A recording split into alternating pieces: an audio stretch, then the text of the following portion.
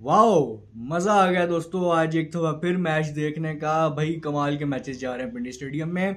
ये तो पहले ही पता था हमें कि हाई स्कोरिंग मैचेस होते हैं, लेकिन इतने मजे के होंगे, इतने क्लोज जाएंगे, ये मुझे उम्मीद नहीं थी। बहुत ही आउटस्टैंडिंग मैच हुआ आज का भी। और पिशावर ज़ल्मी भाई 4 रन से आखिर में सिर्फ जीतने में कामयाब हुए हैं।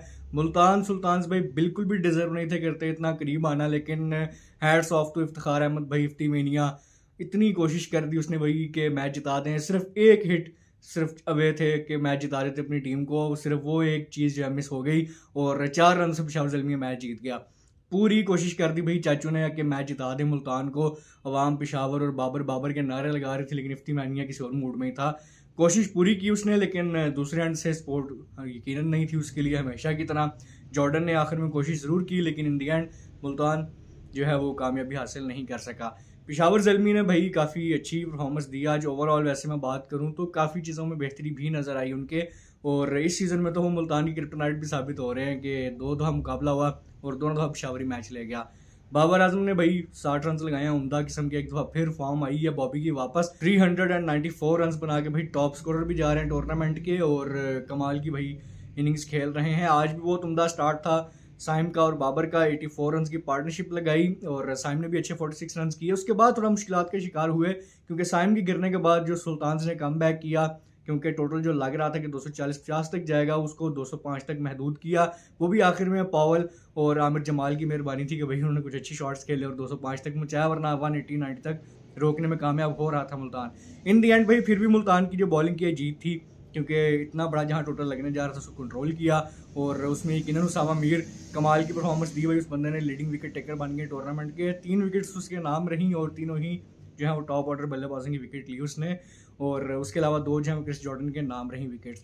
हसीबुल्ला की मैं अगर बात करूं पेशावर की तरफ से, तो उसने भी काफ़ी जो है वो अच्छी कोशिश की आके, और मुझे बेहतर टच में लग रहे हैं मोहम्मद हारिस की निस्बत, क्योंकि हारिस ने भी जितनी भी इनिंग्स खेली हैं वो स्ट्रगल करते नजर आए हैं।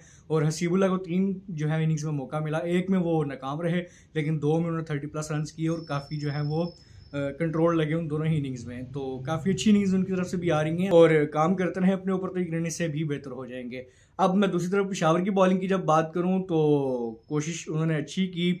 आगाज़ में जो है वो मेहरान मुमताज़ भाई तारीफ़ करनी होगी, डेब्यूटेंट थे आज, और क्या कमाल की भाई उसने बॉलिंग की है, क्योंकि पहले ही 2 ओवर्स में 23 रन लग चुके थे।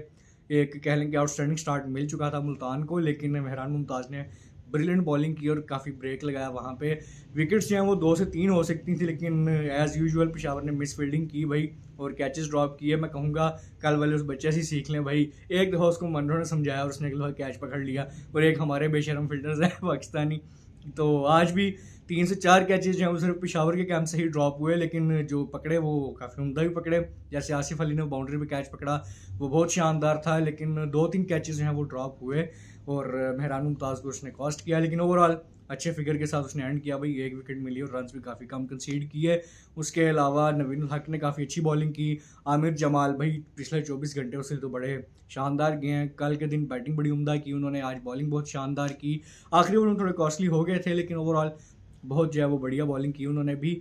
और काफ़ी कह लें कि पेशावर आसानी से वन साइडेड लग रहा था जब तक कि इफ्तिखार अहमद क्रीज पे नहीं आए भाई। आखिर में आके उस बंदे ने पूरी कोशिश की, जख्मी भी हुए, गेंद भी लगा सर पे गर्दन पे, लेकिन उसके बाद भी उस बंदे ने कहा भाई शो रुकना नहीं चाहिए, इफ्ती मेनिया शो जारी रहेगा भाई।